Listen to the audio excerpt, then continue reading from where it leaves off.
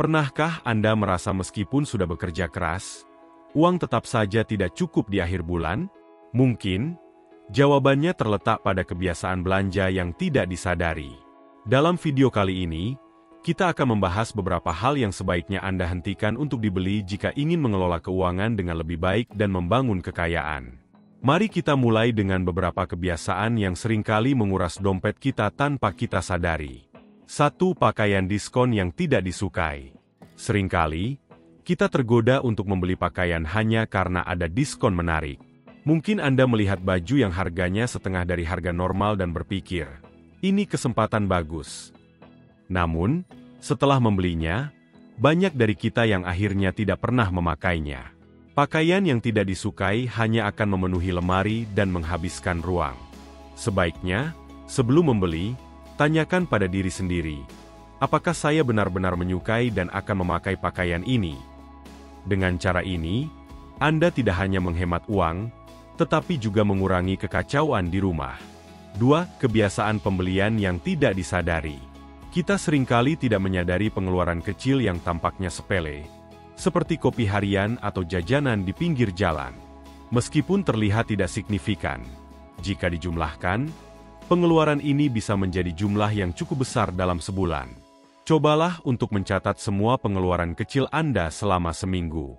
Anda mungkin terkejut melihat berapa banyak uang yang sebenarnya Anda habiskan untuk hal-hal yang tidak terlalu penting. Dengan meningkatkan kesadaran akan pengeluaran ini, Anda bisa lebih bijak dalam mengelola keuangan dan mengalihkan uang tersebut untuk hal yang lebih bermanfaat. 3. Upgrade teknologi yang tidak perlu. Di era digital ini, banyak orang merasa perlu untuk selalu memiliki gadget terbaru, terutama smartphone. Namun, seringkali upgrade ini tidak memberikan nilai tambah yang signifikan dalam kehidupan sehari-hari. Misalnya, jika smartphone Anda masih berfungsi dengan baik, mengapa harus mengeluarkan uang untuk model terbaru? Pertimbangkan untuk menggunakan perangkat yang sudah ada hingga benar-benar tidak bisa digunakan lagi.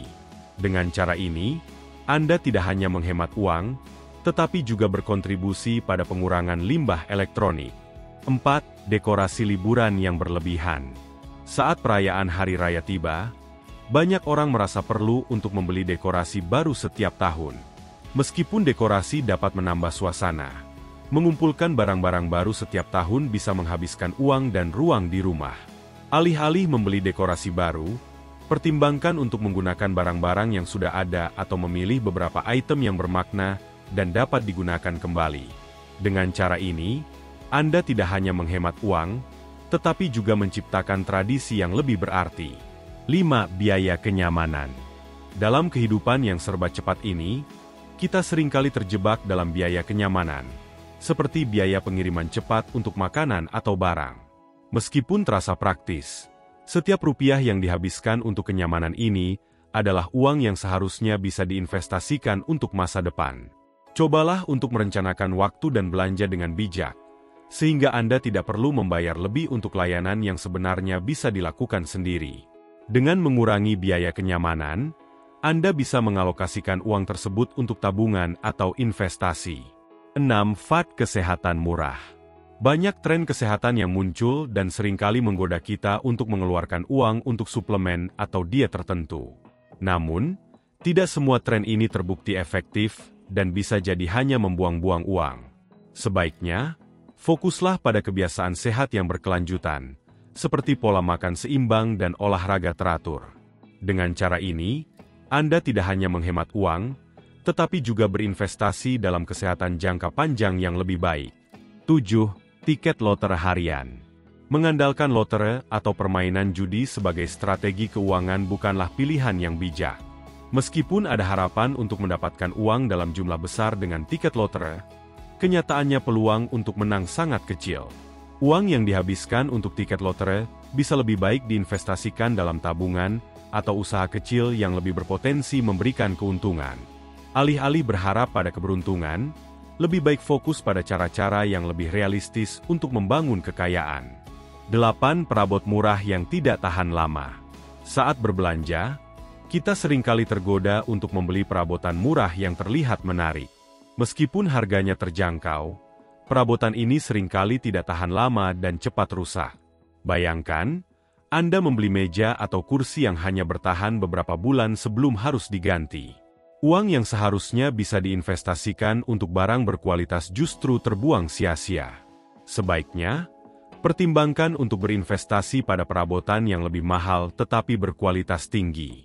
Dengan cara ini, Anda tidak hanya menghemat uang dalam jangka panjang, tetapi juga menciptakan ruang yang lebih nyaman dan estetik di rumah. Selain itu, membeli perabotan berkualitas juga berarti Anda akan mengurangi limbah yang dihasilkan dari barang-barang yang cepat rusak. Dengan memilih perabotan yang tahan lama, Anda berkontribusi pada lingkungan dengan mengurangi frekuensi pembelian dan pembuangan barang. Jadi, sebelum membeli perabot baru, tanyakan pada diri sendiri, apakah ini akan bertahan lama dan memberikan nilai lebih? Dengan pendekatan ini, Anda tidak hanya berinvestasi dalam barang, tetapi juga dalam kualitas hidup yang lebih baik. 9. Hadiah yang dibeli karena rasa bersalah.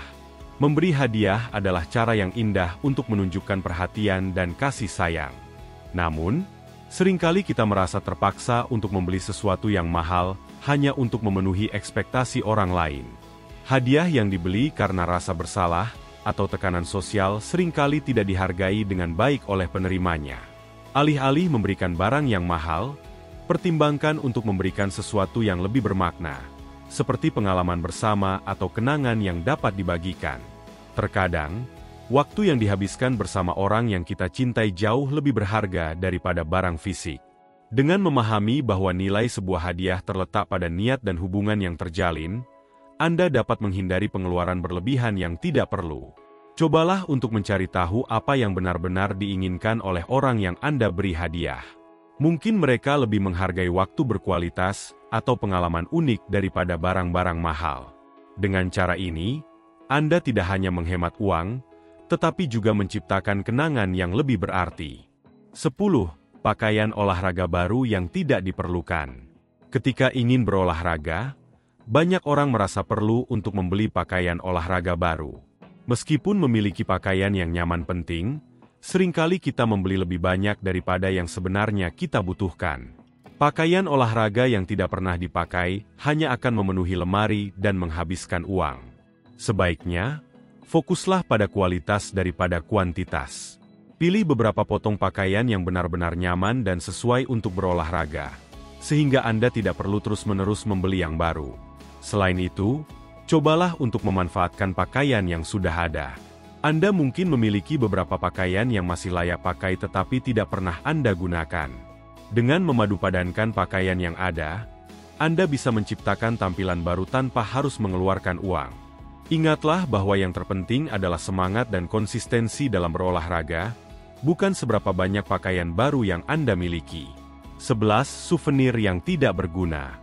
Saat berlibur, kita seringkali tergoda untuk membeli souvenir sebagai kenang-kenangan. Namun, banyak dari barang-barang ini akhirnya hanya mengumpulkan debu di rumah. Souvenir yang tidak berguna tidak hanya menghabiskan uang, tetapi juga ruang di rumah Anda. Sebaiknya, fokuslah pada pengalaman dan kenangan yang lebih berarti daripada barang fisik. Mungkin Anda bisa mengambil foto atau menulis jurnal tentang perjalanan Anda, yang akan lebih berharga daripada sekadar barang yang tidak memiliki fungsi. Jika Anda ingin membeli sesuatu sebagai kenang-kenangan, pertimbangkan untuk memilih barang-barang kecil yang memiliki makna, seperti magnet kulkas atau kartu pos.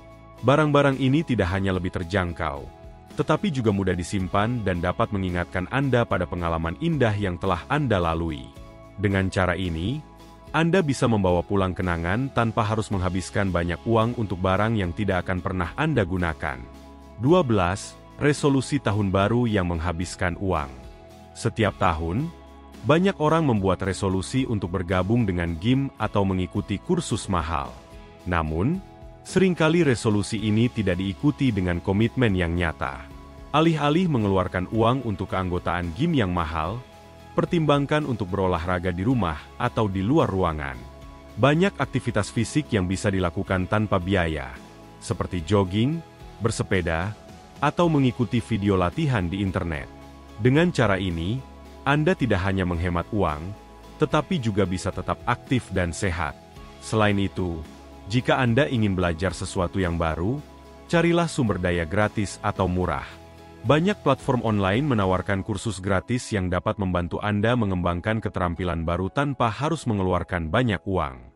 Dengan pendekatan ini, Anda bisa mencapai tujuan pribadi tanpa membebani keuangan Anda. 13. Logo desainer yang tidak menambah nilai. Menghabiskan uang untuk barang-barang bermerek seringkali hanya untuk status. Banyak orang merasa bahwa memiliki produk dari merek terkenal akan meningkatkan citra mereka. Namun, seringkali harga yang dibayar tidak sebanding dengan kualitas yang ditawarkan. Sebaiknya, fokuslah pada barang yang berkualitas tanpa harus terikat pada merek tertentu.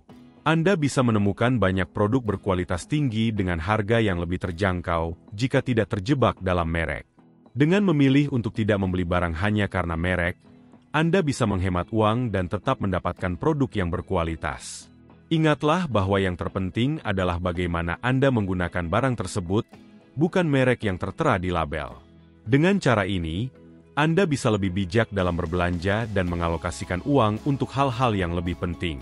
14. Pembelian dalam jumlah besar. Membeli barang dalam jumlah besar seringkali terlihat menguntungkan, terutama saat ada promo. Namun, seringkali kita membeli lebih banyak daripada yang sebenarnya kita butuhkan, yang berujung pada pemborosan.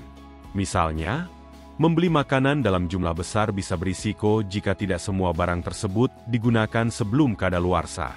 Sebaiknya, rencanakan pembelian Anda dengan baik dan hanya beli barang yang benar-benar diperlukan. Dengan cara ini, Anda tidak hanya menghemat uang, tetapi juga mengurangi limbah. Selain itu, cobalah untuk membeli barang-barang yang memiliki masa simpan lebih lama atau yang bisa digunakan dalam berbagai cara. Dengan memilih barang yang lebih fleksibel, Anda bisa memaksimalkan penggunaan dan menghindari pemborosan. Ingatlah bahwa membeli dalam jumlah besar tidak selalu berarti lebih hemat. Yang terpenting adalah bagaimana Anda mengelola dan menggunakan barang-barang tersebut. 15. Peralatan dapur yang berlebihan. Di dapur, kita seringkali tergoda untuk membeli berbagai gadget dan peralatan yang menjanjikan kemudahan. Namun, banyak dari peralatan ini hanya menambah kekacauan dan tidak digunakan secara maksimal. Sebaiknya, fokuslah pada alat-alat dasar yang benar-benar Anda butuhkan. Dengan memiliki peralatan yang lebih sedikit tetapi berkualitas, Anda bisa menghemat uang dan ruang di dapur. Selain itu, Anda juga akan lebih mudah dalam menyiapkan makanan. Cobalah untuk memanfaatkan alat yang sudah ada dan eksplorasi cara baru untuk menggunakannya. Misalnya, blender bisa digunakan untuk membuat smoothie, saus, atau sup. Dengan cara ini, Anda tidak hanya menghemat uang, tetapi juga meningkatkan kreativitas dalam memasak. Ingatlah bahwa dapur yang sederhana dan terorganisir akan membuat pengalaman memasak menjadi lebih menyenangkan. Dengan menghindari kebiasaan-kebiasaan ini, Anda dapat mengelola keuangan dengan lebih baik dan memulai perjalanan menuju kebebasan finansial. Mari kita terus belajar dan berbagi tips untuk mencapai tujuan keuangan kita bersama.